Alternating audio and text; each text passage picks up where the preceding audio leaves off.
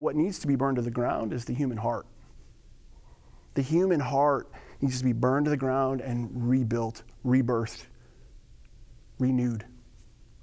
And this is exactly the language that the Bible uses to describe what happens when a person comes to faith in Jesus. They are a new creation. They are born again. Perfect? Absolutely not. Just like Esther, we see this progression in her life from Esther chapter 4 to now, where she's growing, she's progressing, she's becoming a new person. Why? Because God's Spirit is actually working in her. Even though we don't see that in Esther, the book of Esther, because there's no mention of God in the book of Esther, this is indeed what we see. We see her progressive sanctification, her becoming more and more reflective of the nature and character of God.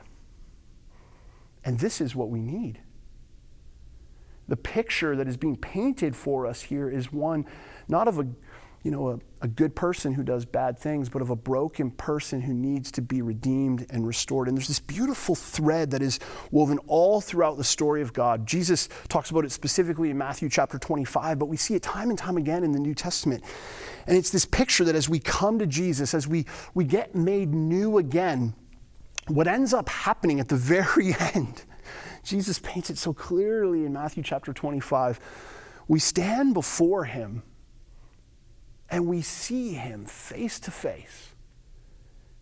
And he says, "Well done, good and faithful servant." You see, where Esther's going to end up at the end of it all, not the end of Esther, but the end of her life, is actually looking Jesus in the face. Seeing God face to face. Genesis chapter 1 and 2, answering his call. What we're seeing right here is her answering his call. Where are you? And she's responding. And where this leads for Esther, it's life. She becomes the hero of the story. That's not to say that if we come to Jesus, we become the hero of the story, but it's metaphorical in that when we come to Jesus, we find life.